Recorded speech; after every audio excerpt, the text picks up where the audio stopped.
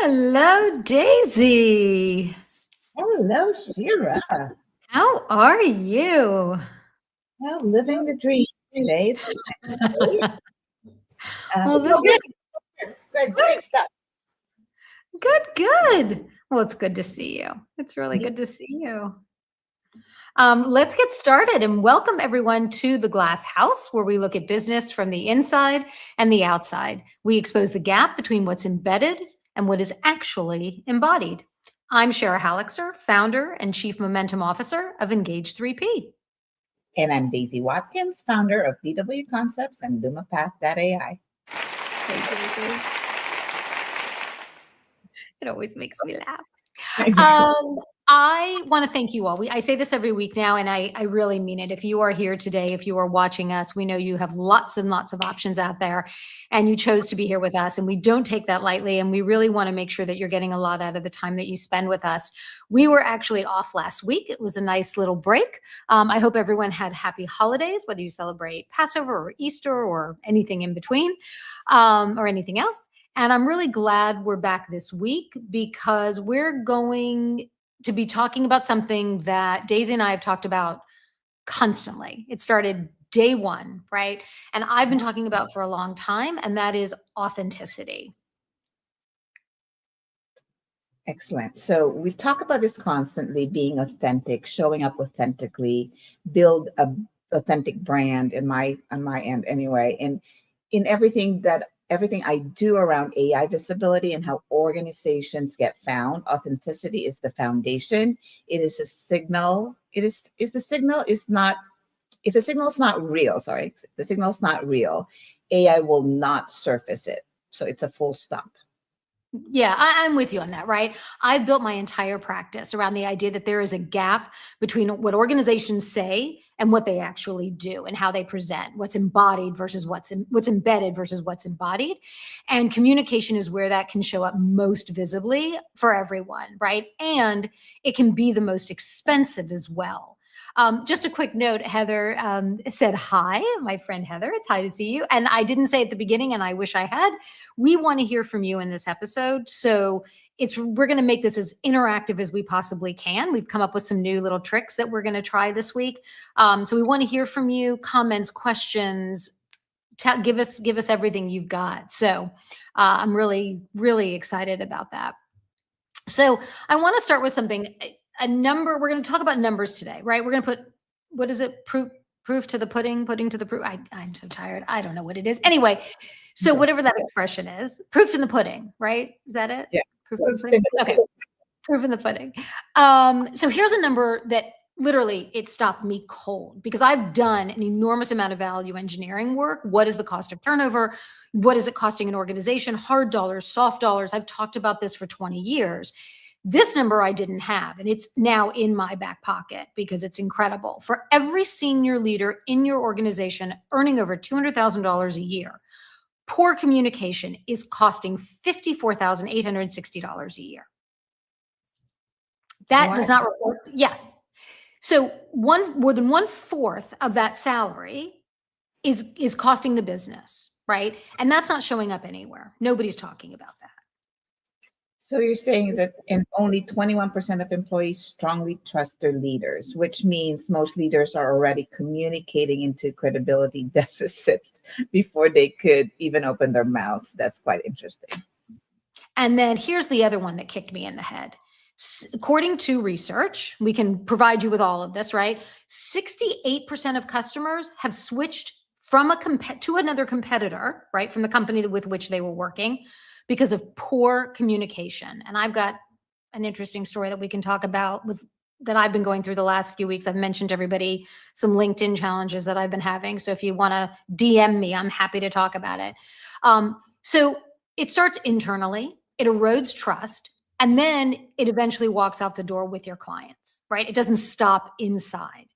So here's where today is really going to get interesting. And this is why I'm so excited about bringing our guest. She has a concept that I want you to sit with before she explains it. She, unlike us, does not use the word authenticity.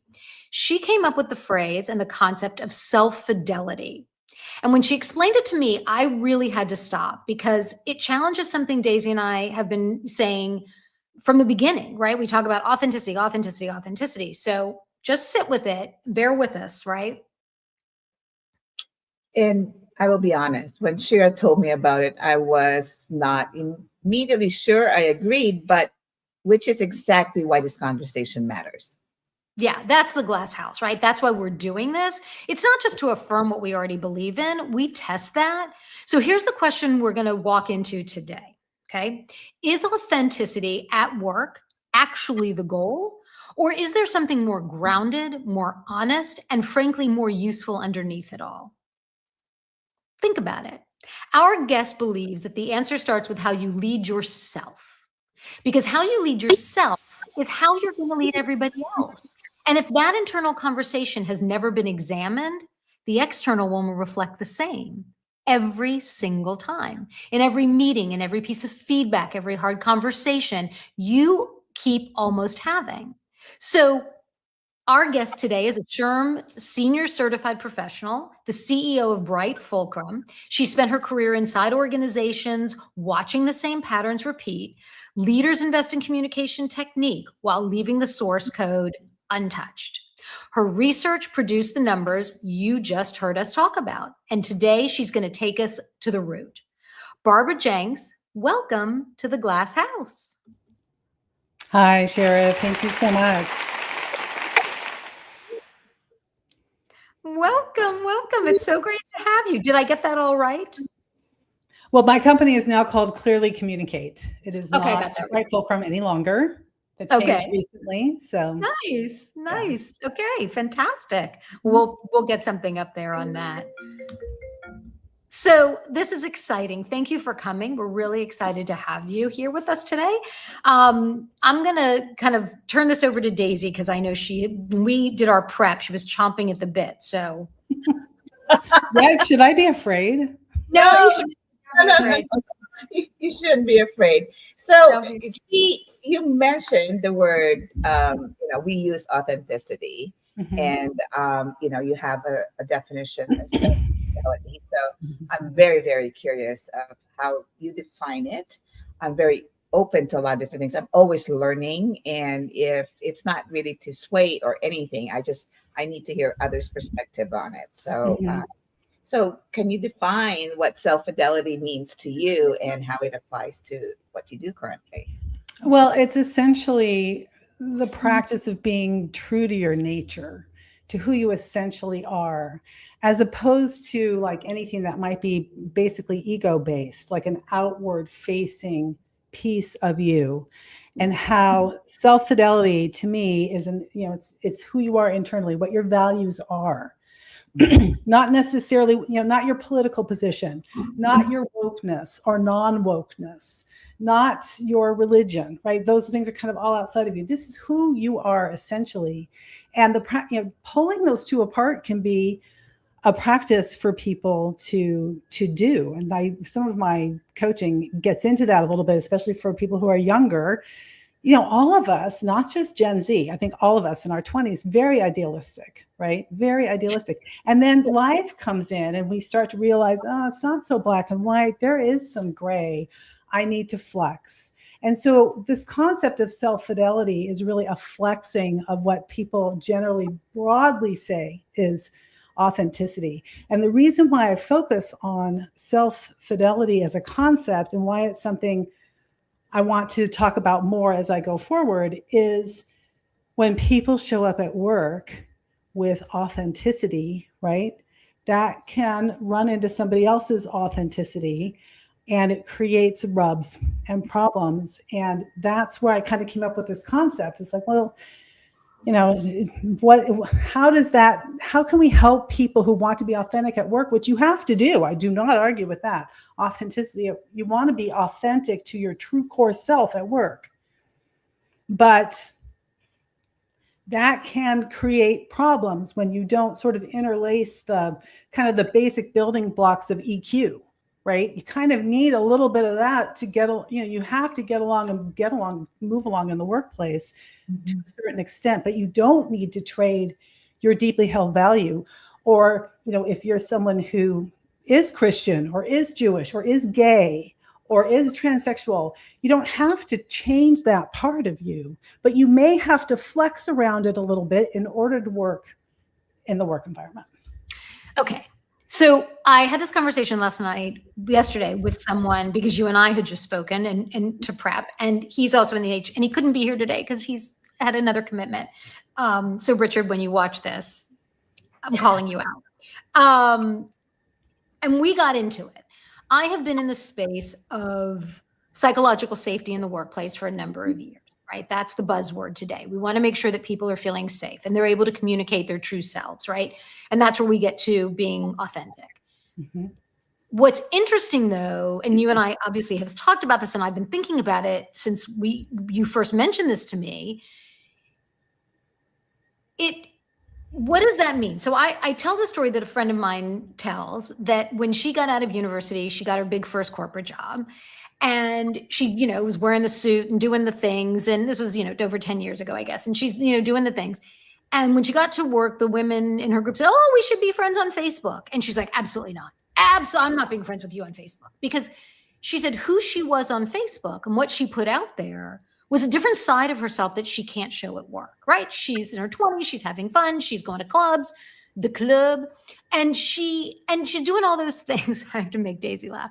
And she's doing all those things, and she doesn't want to bring that into work. And I said, but that's not who you are authentically. Authentically, you are the woman who goes to the club and shows up to work and does an amazing job. What's wrong with that? Mm-hmm. Right? Now, where does self-fidelity fit into that? And that's obviously a very simple one in comparison to some of the bigger issues, especially today, but where does that fall in? Well, I think in that respect, it would be aligned with how you just described it. See, the thing about authenticity is it's just, it can be different things to different people. And so what she does in the club, that's part of essentially who she is. But does everybody at work need to know about her time at the club in order for her to be authentic? No.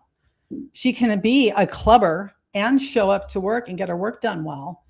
Those two things are not inherently inconsistent, but there are some people out there who think, well, you at work, you need to accept my clubbing as I bring that into the workplace. You need to accept that. And that, to me, if you get to that level, that's really someone who's looking for validation because they have to bring it in, as opposed to I can just live with the fact that I'm internally coherent. I am a clubber and I like to work hard and get my work done. So in that scenario, mm-hmm. Let's take, and I'm making this up, so I have no idea, but let's assume for a second that she worked for a very conservative company. Mm-hmm. And that very conservative company would not approve of her going to the club. And if they found out, they might not want her to work there, right? They may take action. Let's forget mm-hmm. the legal ramifications of any of that. So her fear might be, I don't want them to know this other side of me. They think I'm this corporate, put together, yada, yada person.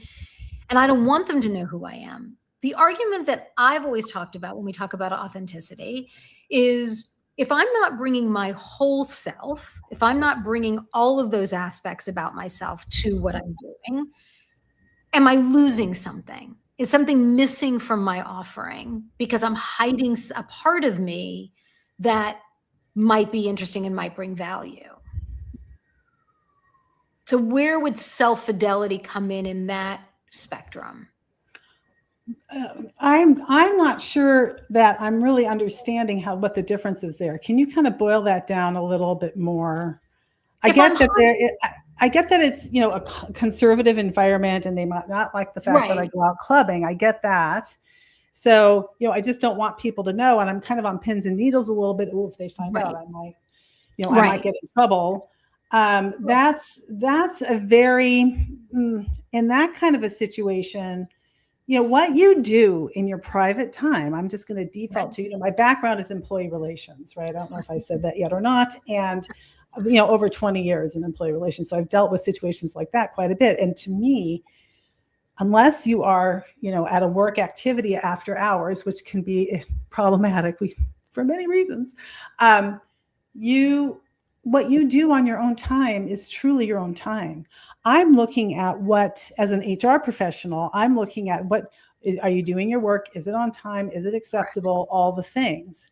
Right. And that has to be viewed from a disinterested third party standpoint, as far as the HR person and the people who are looking at that time. So those two things are not, it should not be, but it might be, is what you're going to say, right, Shera? Right. And in the best of all possible worlds, we can separate those things, right? Somebody has the ability, right? But we have our own internal biases. And again, this is kind of a silly example, but think about it in other examples. If I don't like something about someone else, am I going to then take it out on them, right? And so I think that for me, and we're going to lead into what we really want to talk about too, which is communication. Am I communicating effectively? Am I able to bring all of me to the workplace or to whatever it is I'm doing if I'm hiding some of it, right? Do I know that I'm hiding this piece of me, right? I'm hiding the club or whatever. But is that all I'm hiding? Are there other aspects that I'm hiding? Is something else not going to manifest because I'm conscious of the fact that I'm hiding things? Well, of course, everyone is. Go ahead. I'm sorry. No. I mean, that's just kind of where my thoughts have been going since we've been talking about this, because we're so into this whole bring your whole self and everything has to be, and we're putting the onus on organizations to say, yes, bring your whole crazy self, and we're going to accept everything all the time, and that's unreasonable. I'm not. Yes. and that can create its own level of nonsense. So I'm just interested because I love what you're saying. I think it's fascinating, and I'm just trying to kind of put it in context and make sure I understand. Right. Well, there's no, you can't stop something from happening.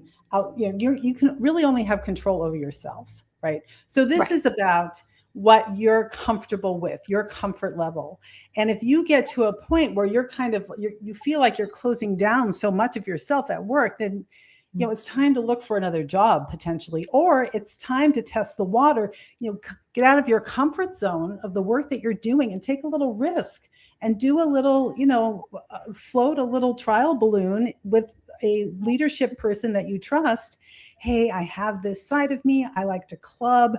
I'm afraid if they find out about it, I'm going to be in trouble, but I find I'm shutting down at work and I'm not really contributing the way that I can because I'm worried about this. Could you give me some advice? Do you think they're going to care? I would love to talk to you about that as a trusted. I like that. Okay. So that's what I would say on a case-by-case basis. But you have to know yourself, and you really have to know yourself. And that gets to the communicating with yourself, which is the part that I bring to the table. You have to know when you're not contributing to the level that you could be. You have to have a sense of that. You have to develop a sense of that. Because again, when you're in your 20s, not likely you're going to have that fully blown out because you're just starting to get your feet wet in the work world. So to your point, it's a case-by-case basis. And so it also depends on your truth, right? As far as we call authentic self and how you manage that in your workplace. So I'm going to bring it back to number one, why we're talking about this right now is how we communicate. So we want to talk about when internal communication, not just, for yourself, but internal communications with companies or your corporations that you work with is fractured. It doesn't stay in the building. Okay, so every misaligned message, whether it's an employee talking to somebody outside, you know what I mean? Everything can be very vague. It can be very vague. Every leader who can't say the hard thing clearly, it all leaks outwards, right? So a CEO might be doing a town hall and the way he communicates it is misconstrued, or the communication itself is not proper, it land properly. It also lands into how your employees take it and how they talk about it outside of that town hall.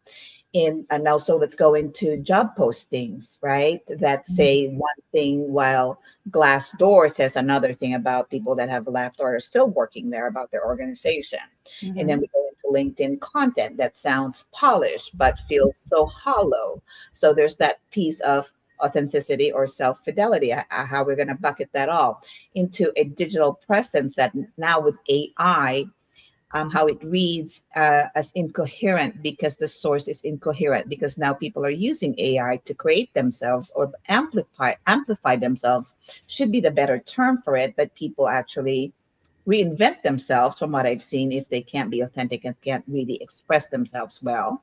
So organizations now spend millions of their external brand without realizing their internal communication and the writing of the real story is not there.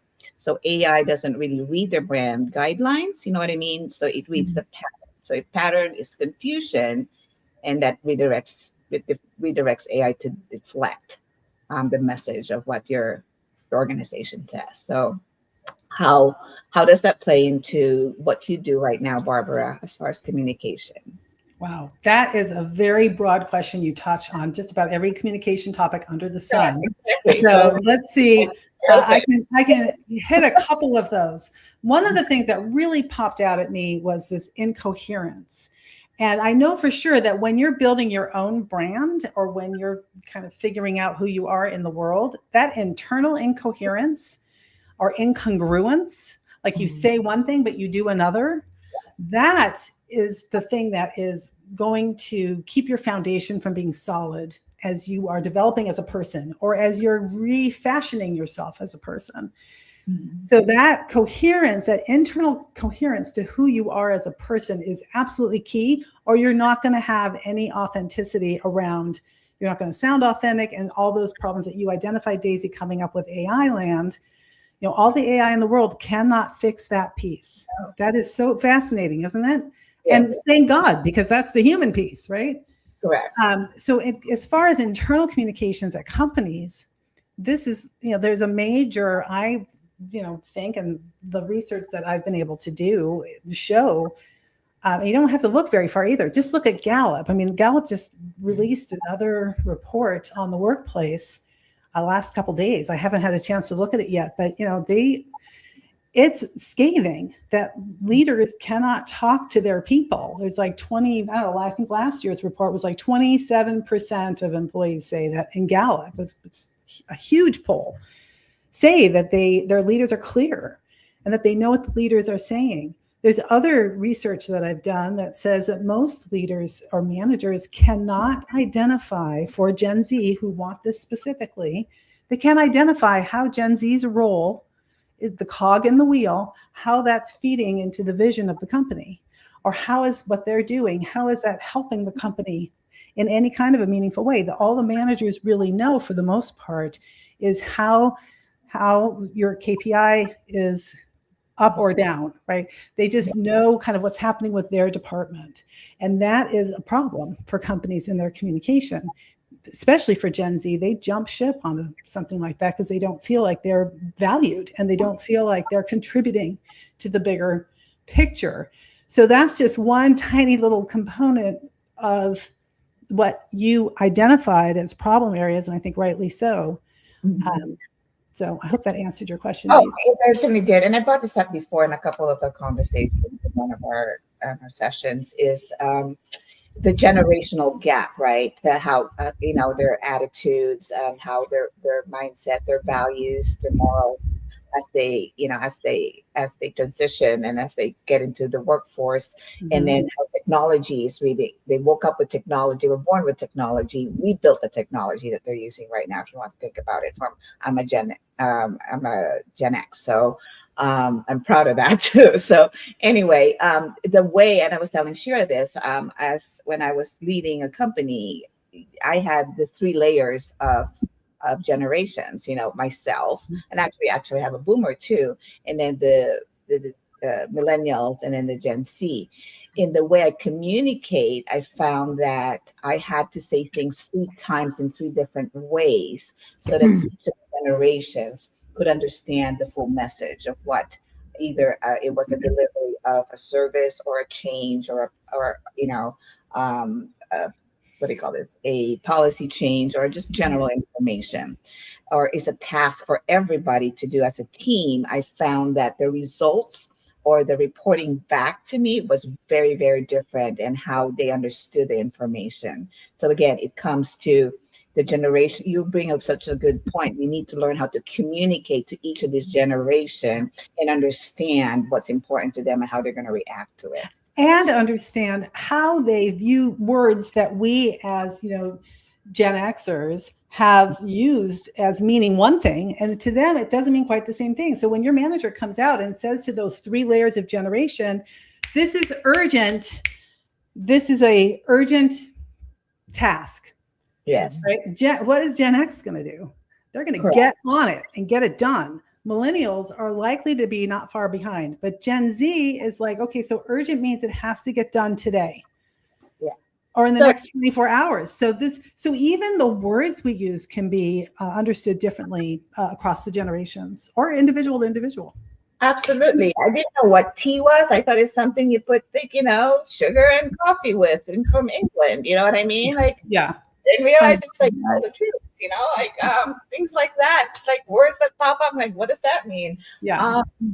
So it is very different. So I think communication's not just geared to you as a leader to be just how you communicate. You have to understand the audience. Doesn't matter how much, how much craft you have in being a good speaker, but if you're not speaking to your audience, similar to what you guys do, and in what Shera does in her job, she needs to understand the leader, what generation that leader is that she's doing, her assessments for, because they talk a different language and they hear things differently. And same thing with my clients that are younger, that they want something hypey in their marketing or their brand in the way they communicate. The ones that are more conservative in the way they communicate their authentic self into their brand. So it is very generational. We have to embrace that and understand that as businesses. We're no longer what we were before. So can I want to kick off a little poll. May I? Of course. Okay. So first of all, I want to know if it's working. Let's see. This is your opportunity to go rogue on the tech. I want to see if it's working. Okay. For those of you that are watching us from YouTube or LinkedIn or wherever you're watching us, I hope you're seeing it. I'm actually going to put it over here so we can continue to see our comments, which would be great. And you can tell us if you're seeing it on the screen, and you can respond to it. So we wanted to kind of start to get an idea. So Barbara, one of the other things that you and I have talked about a lot, and I love this concept. When it comes to communication, it starts with how we talk to ourselves, right? Yeah. I always like to say, I speak to myself all the time. And the reason that I ask myself questions is because I get the answers I want. If I ask somebody else, I may not get the answer I want. But if I ask myself, I always get the answer I want. Your unbiased opinion, of course. My unbiased opinion, right?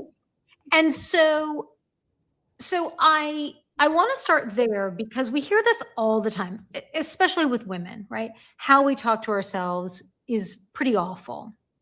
And I don't know, you brought out to me the impact of that as we then lead others or engage with others, because it's our voice, right? And so if we're not kind to ourselves, if we're not good to ourselves, then how can we ever be kind and good to others, right? And I just want, the poll is, when does communication most often, oh, sorry, that's the wrong poll.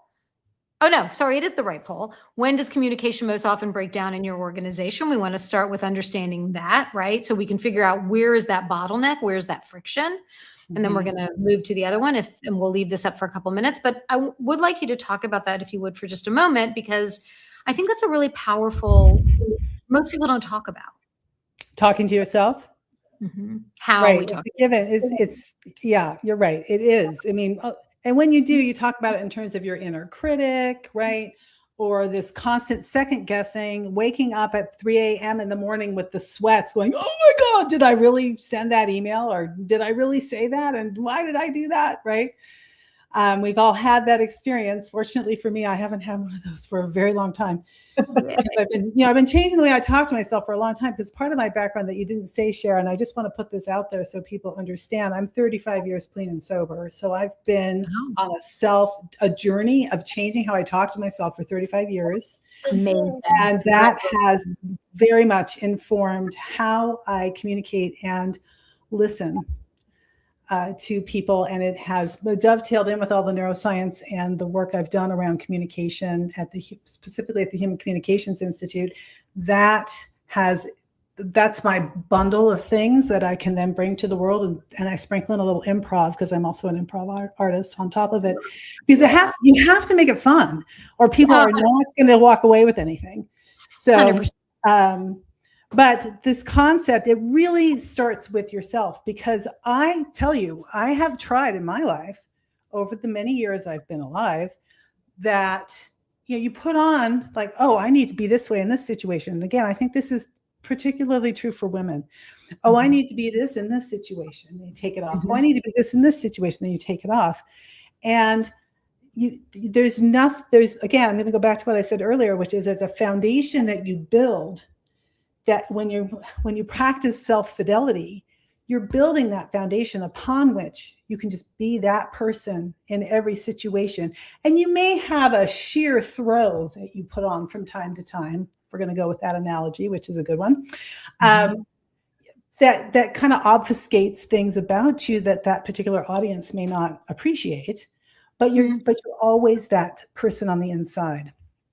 That is the basis for true confidence.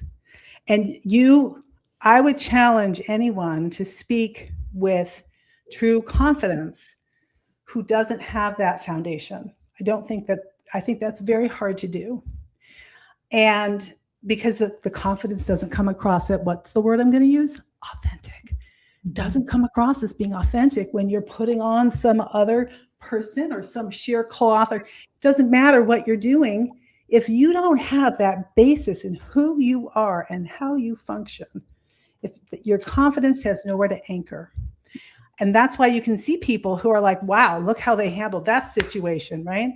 It's also practice. It's also time. It's, there's other components to that. But your confidence won't be shaken when it's anchored into that essential, authentic self-fidelity, whatever you want to call it, that not in you, that is your true self. So you have to have your core, basically your Yes. foundation that's grounding you, and then everything else this is why I'm seeing or understanding it. Everything else, the surroundings, creates the situation that you have to address and you have to deal with, which you then put in a sheer for it's almost like a cloak, so that you address, anchoring your authentic self, address that particular situation or conversation based on that situation, or the actual conversation, but you stay grounded with your core, but basically pivoting to being sure that you still communicate, or what do you call this, interact with truth. And when you're in that core, that's when I didn't finish the concept. That's why I think you might be re-asking that question. When you're operating from that place, then your internal conversation is going to be a confident conversation, as opposed to a conversation of, was that right? Maybe I should do this. But what about that? Oh gosh, that was wrong. You're an idiot. That was stupid. You can't possibly ever do that. I mean, that whole brain then cycles in, right? Then the first starts to happen, and then this is in a split second, you decide, do I engage the same way? Do I engage with conviction? Do I engage with finesse? And then immediately, not just the personality, but what do you call this? How you, I guess, your politeness. I can't think of the word right now. My thoughts are going off. I saw a comment here that I want you to comment as well. I'm sorry, I was in the corner of my eye. Sorry. I see squirrels all the time. No, it's hard to watch the comments and talk and pay attention. I'm like a squirrel person. Wait a minute, I saw something else.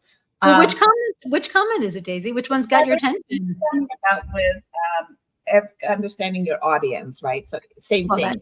What we're talking about. We're talking about something that from your Communications Institute, like it's in the 50s, the Myers-Briggs were part of this communication, and it was developed by Catherine Briggs and Isabel Myers, and based on the Carl Jung's theory of communication. So I don't know if you saw Heather's comment about that, about the different learning styles. Is that something that you incorporate? Obviously part of the science and behavioral psychology of we determine our personalities, I guess. Also. I mean, everything old is new again, right? Yes. So, I mean, anything I'm talking about today, except with the exception of maybe self-fidelity, because that's not a concept I've ever heard kind of discussed. I don't think it's a scientific one. I think it's one that I came up with because I was really struggling with like self-efficacy, self-fidelity, and authenticity. And I was working with a client last year that just came up, and I did a lot of looking into that. There's a ton of communication works and books and studies and etc. been going on since the beginning of time. I mean, it really has been going on for a long time. And I think there is a lot of things that get, like, oh yeah, that's right, that's from Myers-Briggs, or oh yeah, that's right, that's from these other studies from the 50s. I think that they are valid, and they are just being restated in, a little bit differently as we move forward in the world. But yeah, those are definitely issues and concepts that have been around for a long time that, again, are not taught to us in a way that we are able to bring into the workplace. I feel like I'm talking a lot, but there was something interesting that came up. You guys just shut me down if I'm going off topic or something. Ethan Mollick, who is an MBA, he's on MBA. He's an instructor. He's a business instructor, big guy at Wharton. And he posted something a couple of months ago, and he made a comment about how, and I'm going to bastardize this, Ethan, I hope you don't take offense, but there was a concept about, for his MBA students, and he was talking about how with AI, that managers already naturally know how to talk to their employees. And they already naturally know all these things that they learned in Management 101 when they got their MBAs. So this part of AI that he was describing at the time is going to be easy for them. And I commented back, I'm like, no, it's not, because Management 101, while everyone may have gone through that course, is, not applied at work on a regular basis. That has been my experience. So that is, that's just not how it goes, because you have to actually change your behavior, which is the other. So that's like a whole nother thing about bringing AI into the workplace. It's not a tool, it's a behavior change that's going to be required for people who are bringing that in successfully. And that requires a different way of communicating and really making a change, which is not easy to do. No, it's not work. Yeah, AI, to use AI in the way we use it is a strategic. The way you think has to be strategic, because you collaborate with the tool. It enhances your strategic mind. For me anyway, this is personal. 100%, I agree. You know what I mean? So I have conversations that are just not, tell me this, do this for me. It's like, all right, this is what I want to accomplish. Before we were taught prompt engineering. Pretend you are, with AI when it first came out, pretend you are, a copywriter. And this is my output goal, and these are the things, this is the context around it. We were taught. That's how when it first came out. Now it's very NLP, natural language, processing, where you just speak. Basically, you speak to it, and it arranges your thoughts or your words. I don't care about spelling. I don't have writer's block when I'm typing. When I'm speaking, I could stutter because I have, a dysfunction, personally, but no, I'm kidding. I don't. But with typing, you get writer's block. You're concerned about the comma, the punctuation, the grammar, all that kind of stuff. When you just talk, it kind of meshes it out for you and summarizes it for you better than you probably could, right? So there's that tool and how you communicate. Then when it gives it back to you, then you challenge it. But I am going to guarantee you, a lot of the people, the masses, don't use it the same way we do. So they think that they get an answer, and that's the answer from, quote unquote, God. That's right. You're talking to an intern, basically. $1 million in 30 days. Look at all these steps that I need to do. Then the execution happens. They don't challenge the execution. They look at all the other layers involved with it, and then they fail.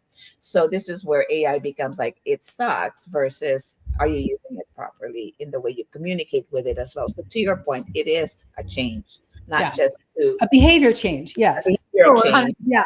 And you have to think of it as an intern, because it's not, it's only going to go as deep as it can because it wants to please you and get you the answer. It's like, well, no, you've got to really push back hard and often. And that does create that critical thinking muscle. And I totally agree with you, Daisy. 100% this is making us better thinkers when you use it the way that we need But to. people don't see it that way. So Yeah. the education, the communication that comes around AI is like, if you're not using it to challenge, it's not just, I don't even know how to say it, but you have to use it so that you have also think. You don't just let it think for you, because otherwise you're just talking to a wall that just gives you answers that You you get want. slop. Yeah. Correct. Yeah, there's no question. This might be a little tiny bit off target, but I want to make sure we get our outside story in, because, we do this every week, Barbara. We try to find real life examples of kind of the topic that we're talking about, not just from our own experiences, but what else is going on in the outside world. And it's because the glass house is not just about what we know, right? It's about what's happening out there and what people are seeing. And this week, I found a good one, right? That I'm going to let Daisy take the lead on this one, because I think it's definitely up your alley, but I think it's one that we want your opinion on, and we're going to have a little bit of a chit chat about it. So Daisy, I'm going to turn it over to you. So give me 1 second here. So it was in March 2023. There was a Miller Knoll CEO, and this was through, I forget which was our source here. Shera. Oh, we have a couple. It was an NPR story, which actually I can even put up the little things with NPR, and also Fast Company. Yeah. So that's a QR code to the story itself. Yeah. So this is about Owen I'm talking about, right? The guy, the CEO about CEO. town. Yeah. Okay. All right. So he had 75 minutes really to have a town hall, right? And focused on performance goals, customer service, and the year ahead. By every measure, a complete and a very thoughtful communication. Then came the last 90 seconds. An employee asked how the team should stay motivated if bonuses were cut. Owen told her people to stop asking about what they would do if they did not get the bonus. She said to leave the pity city, get the damn $26 million, and then the meeting ended. That was the message. That 90-second clip reached 20 million people. She received death threats. She later said her intention was to motivate and rally. That was internally very fiery, right? That she said that she wanted to get the troops moving. The message was embedded. The message was she embedded was urgency, right? And believed in her team. The message that landed was dismissal. 75 minutes embedded, 90 seconds embodied, and the 90 seconds was the truth and where she actually was internally when she walked out of the room. And here's what gets the glass house moment. That clip did not stay in the town hall. It became what AI and the market now associates with Miller Knoll's leadership. Really bad. So for that few seconds, the internal state became an external signal permanently. Now they could not optimize the way they want to get out of it. Now the source has to be right before the signal can go out. That's how we see it as a glass house. So anyway, that's how damaging what you can do in a few seconds if you don't communicate or understand how you're communicating. And know your audience, which we also talked about, and then know how it's going to land with them. And hello, I would also put in my number one place I start with all my communication coaching is state management. What is your internal state? When you're on a stage, you can never forget what your state is so that you don't get knocked off your game like she did. And I could go on, but I won't. Go ahead, Shera. No, I was going to say, that's exactly where I was going to go. I would argue that there was an enormous amount of effort and careful, deliberate work done on those first 88 and a half minutes, right? To create a town hall and a dialogue that was going to inspire and be positive and do all the things that a CEO wants a town hall to do. One question knocked her off her game, right? And, I always say it's okay to say, you know what? I'm not sure. I want to think about that, right? When we talk about being a great communicator, doesn't mean you always have to have every answer. It also means you can say to someone, I don't have an answer for you on that one. But you know what I am going to do? I'm going to take this back and I'm going to come back to you in 3 days, in 9 days, in 12, whatever it is, right? we don't just have to blather in order to be, because we're not heard. And don't get me started on the whole thing with town halls anyway, because I'm surprised they lasted 90 minutes. But I think that to me was really interesting when it came to did she internalize that question first before that came out of her mouth? Or was that a just spew of something without any consideration for how it was going to land? And Well, what was having worked in the entertainment industry for a very long time, I've seen a lot of people just, kind of talk off the cuff like that. And my experience has been that's the real person. Because when you get high up on any food chain, there's a lot of edits that you need to make to who you are. If that's who you are on the inside, it's like, get the job done, right? That's who you are on the inside. That is going to pop out. It goes back to what I said earlier today. It's like, if we don't get clear and congruent internally, it does going to pop out. And unfortunately for her, that was a very visible pop out. Right. And she didn't prepare. I would argue that if it sounds to me, the question contemplated that there was some conversation around the fact that they weren't going to be getting raises. And that question that she got should have been one that they anticipated getting and they could have practiced. And that to me goes to a little bit to prep.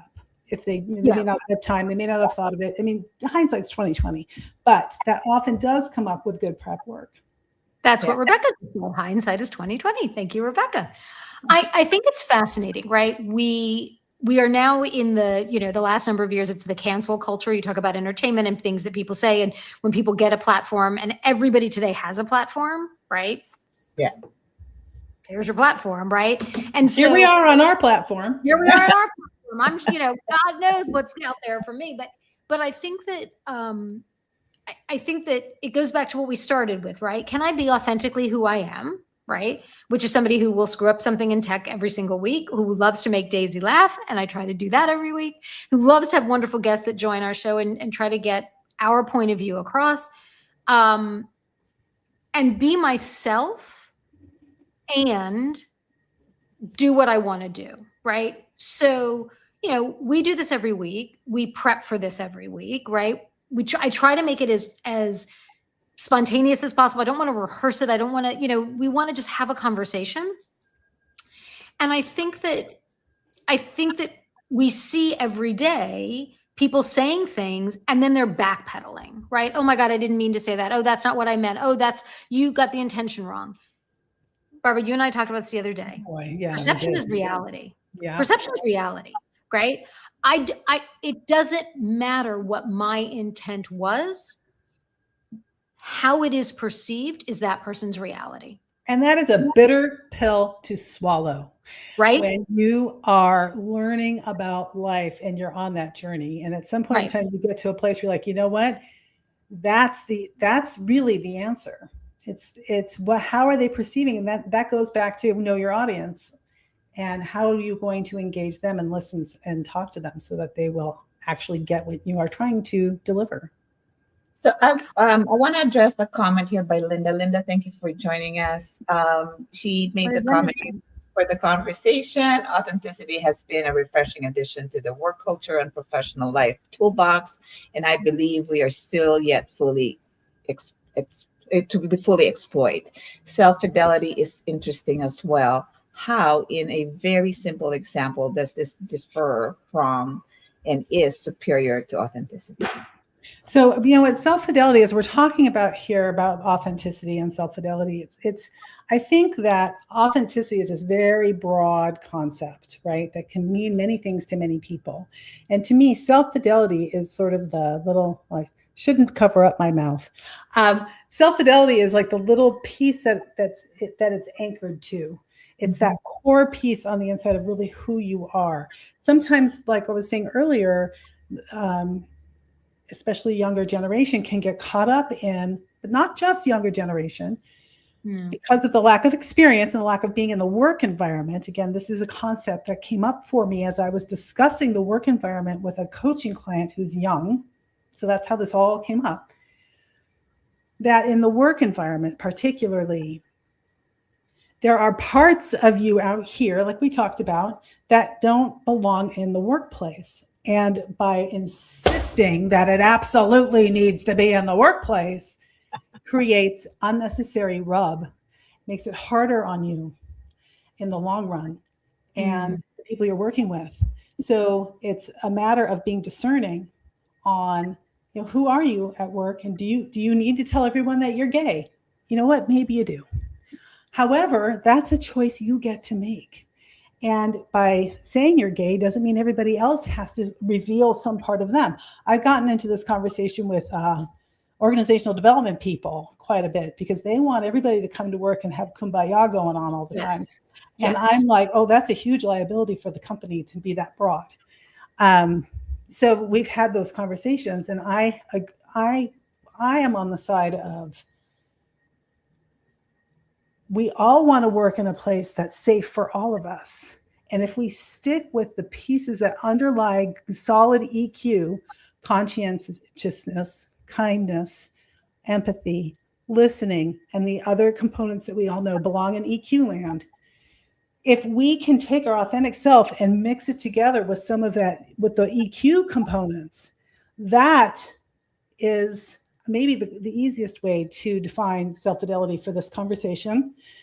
That's really what I'm talking about. I'm talking about have that true self, that who you are not going to get knocked off of, and that you're not going to let push around. You're not going to let your boss talk smack about gay people. You shouldn't do that anyway, even if you're not gay. But you know what I mean? It's you can stand up, but you don't have to reveal. And if you do reveal, don't expect other people to reveal back, because that's a component that comes into it as well. Well, I told you all my dirty laundry. What's yours? It's like, okay, well, I don't want to tell you what mine is.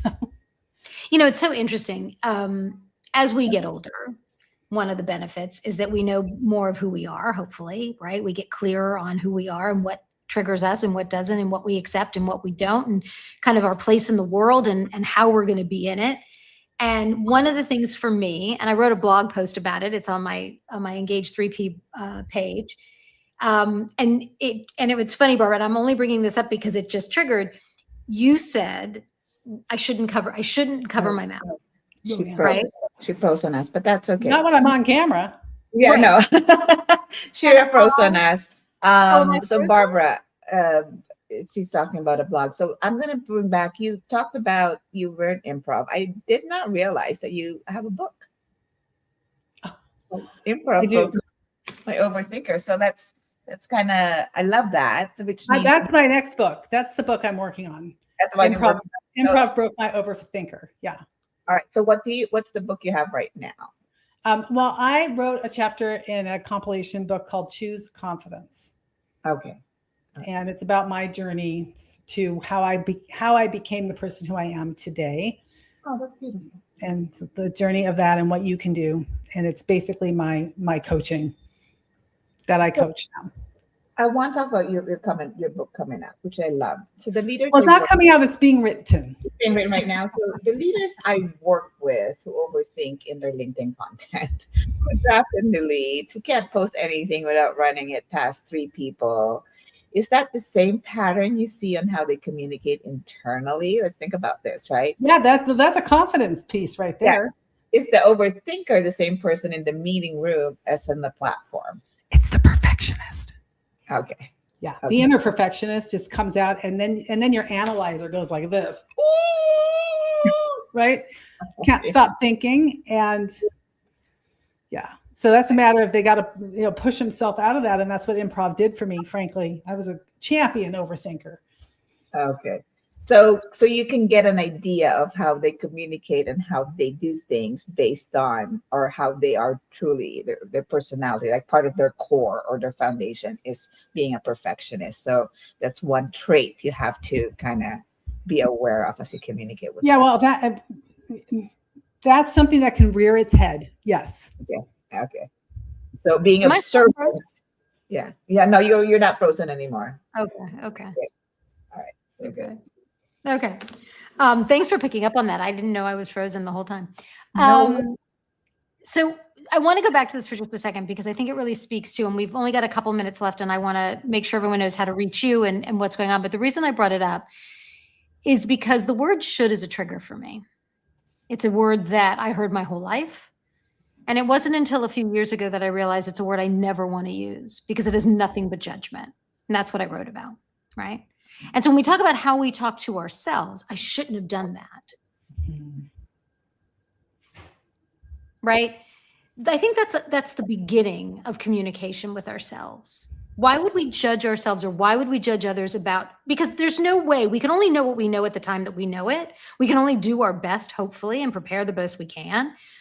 But it was interesting how that just one word, and I titled the blog post, "Should is a 4-letter word," because I think it has nothing but disdain, right? And so if people take away something from this, it's one, be kind to ourselves, give ourselves grace, talk to ourselves in a good way. I don't remember who it was that said it. Somebody who wrote a book, but said, if we say something to ourselves, would we ever say that to our best friend? Would we talk to our best friend the way we talk to ourselves? I have a quick tip for people who want to stop saying should, right? So catch yourself. The awareness is the first step. You got to get aware. Yeah. So catch yourself the next time you say, I should have done, you can say, oh, wait a minute. Is it should, or is it just next time that's going to be X? Move on from there. I mean, just to just keep moving toward the future instead of looking behind us all the time. That's one tip. I just wanted to leave them with that, since you brought up that word. It's a tough word. I love that. I love that. Or I will moving forward. Can you say that too? Yeah. All right. I want to make sure everybody knows how to find you. So for those of you who want to connect Barbara, they can find you on LinkedIn. This is a QR code that takes them directly to your LinkedIn, and you can mention that they saw you on the Glass House and connect with you there.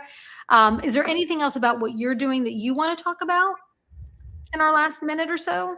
Just that it's simple to change the way you talk to yourself. It's not easy, but it's simple. And I have a 12-week program because you need to be able to have support over time.